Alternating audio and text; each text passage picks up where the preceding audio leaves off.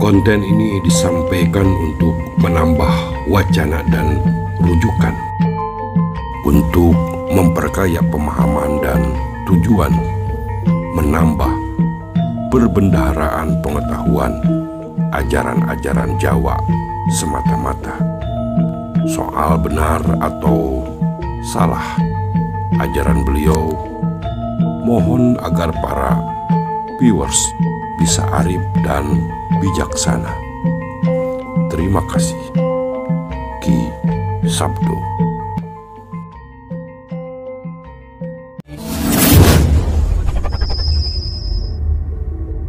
"140 ajaran dan pemikiran Syekh Siti Jenar."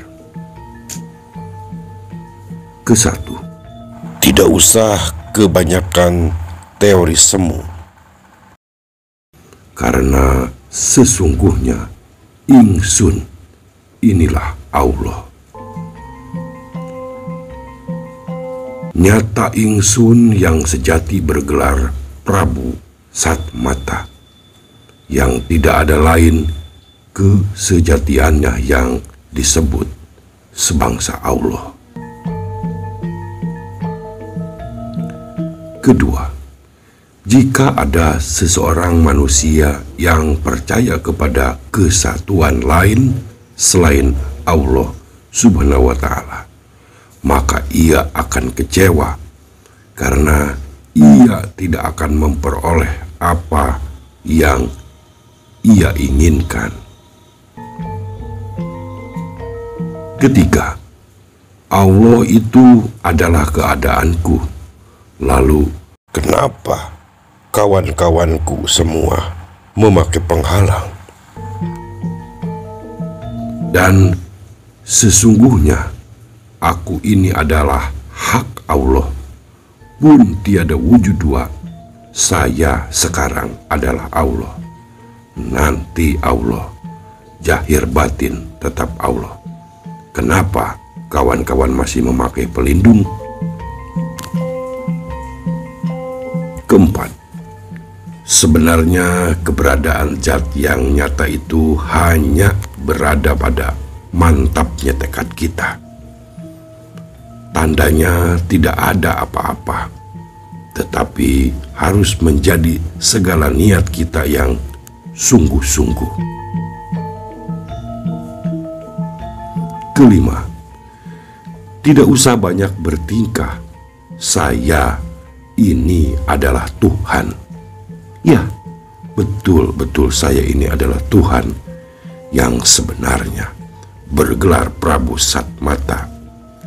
Ketahuilah bahwa tidak ada Tuhan yang lain selain saya.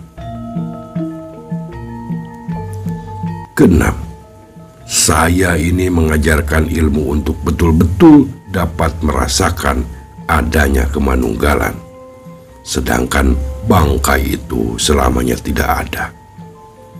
Adapun yang dibicarakan sekarang adalah ilmu yang sejati yang dapat membuka tabir kehidupan. Dan lagi semuanya sama.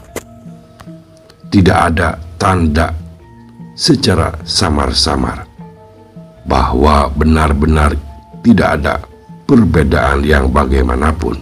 Saya akan tetap mempertahankan tegaknya ilmu tersebut. Ketujuh, bahwa sesungguhnya lapaj Allah yaitu kesaksian akan Allah yang tanpa rupa dan tiada tampak akan membingungkan orang karena diragukan kebenarannya. Dia tidak mengetahui akan diri pribadinya yang sejati, sehingga ia menjadi bingung. Sesungguhnya nama Allah itu untuk menyebut wakilnya diucapkan untuk menyatakan yang dipuja dan menyatakan suatu janji.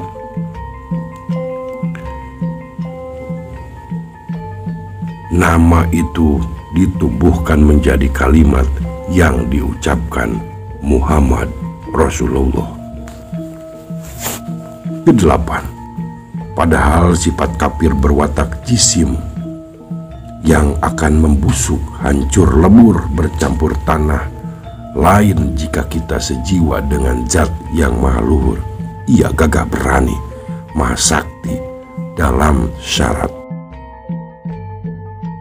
menjelajahi alam semesta. Dia itu pangeran saya yang menguasai dan memerintah saya, yang bersifat wahdaniyah, artinya menyatukan diri dengan ciptaannya. Ia dapat abadi mengembara melebihi peluru atau anak sumpit. Bukan budi, bukan nyawa, bukan hidup tanpa asal dari manapun, bukan pula kehendak tanpa tujuan. Dia itu yang bersatu padu dengan wujud saya. Tiada susah payah, kodrat dan kehendaknya. Tiada kenal rintangan, sehingga pikiran keras dari keinginan luluh tiada berdaya. Maka timbullah dari jiwa raga saya kearif bijaksanaan. Saya menjumpai ia sudah ada di sana. Kesembilan, Syekh lemah bang namaku. Rasulullah, ya, aku sendiri. Muhammad, ya, aku sendiri. Asma Allah itu sesungguhnya diriku, ya, akulah yang menjadi Allah Ta'ala. Kesepuluh, jika ada menanyakan dirimu di mana rumah Tuhan, maka jawabannya tidaklah sukar. Allah berada pada zat yang tempatnya tidak jauh, yaitu berada dalam tubuh manusia, tapi hanya orang yang terpilih saja yang bisa melihatnya, yaitu orang-orang Sunni. Kesebelas, rahasia kesadaran kesejatian kehidupan, ya ingsun ini kesejahteraan kehidupan. Engkau sejatinya Allah, ya ingsun sejatinya Allah, yakni wujud yang berbentuk itu sejati, itu sejatinya Allah. Sir, rahasia itu Rasulullah, lisan pengucap itu Allah, jasad Allah, badan putih tanpa darah, sir Allah, rasa Allah, rahasia rasa kesejatian Allah, ya ingsun ini sejatinya Allah. Ke-12, adanya kehidupan itu karena pribadi. Demikian pula keinginan hidup itu pun ditetapkan oleh diri sendiri.